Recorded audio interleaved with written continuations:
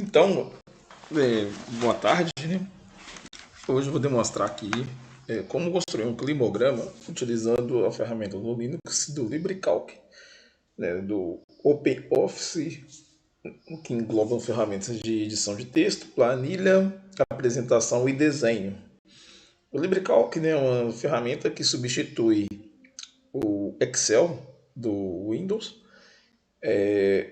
sendo esse executado no ambiente Linux e também no ambiente Windows, né, para quem gosta de ferramentas livres, apesar de não conseguir sair do software proprietário.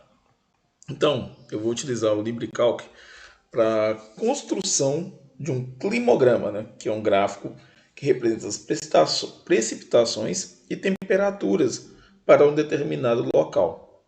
Para isso, eu utilizei dados do INEMET, né, que é o Instituto Nacional de Meteorologia, e vou trabalhar com os dados da minha cidade natal, Viçosa, localizada na cidade de Minas Gerais. Bem, então para início de conversa,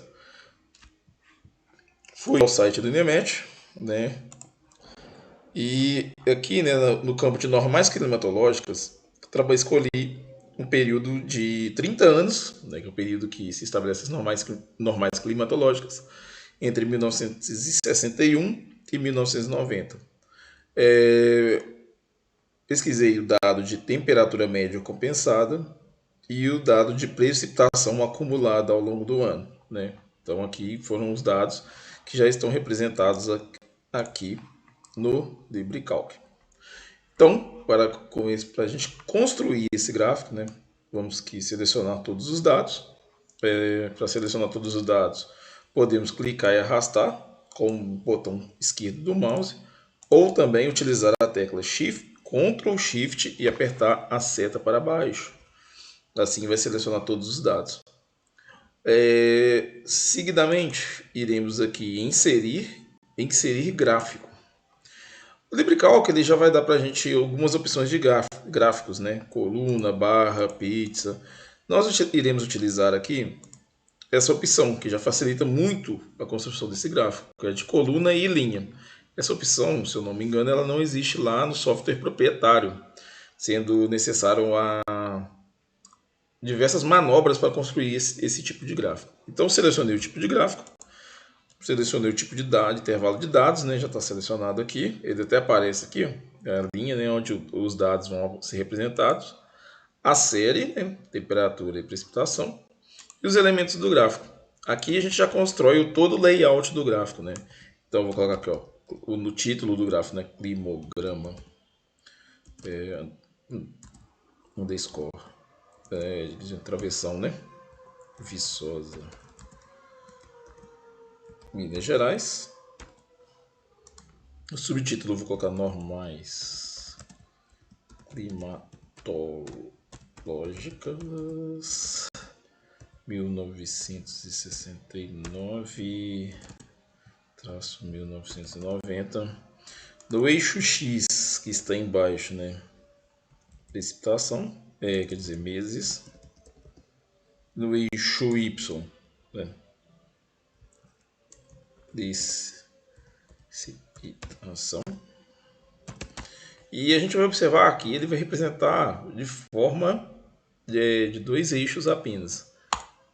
Então, né, nós temos aqui os meses representados no eixo X, a precipitação aqui eu esqueci de colocar no final, em milímetros, né, que é a unidade de medida de líquido para esse tipo de gráfico. Então aqui nós temos os meses dos anos, a precipitação representada nesse eixo, mas observe que a linha de temperatura ela não tem nenhuma representação numérica, né?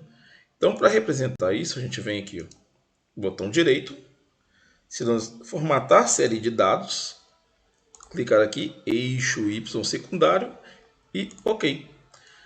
Agora nesse eixo Y secundário, né, é a temperatura em graus Celsius. Então está bem representado aqui, né? Poderíamos colocar também um título aqui, né? Vou formatar eixo,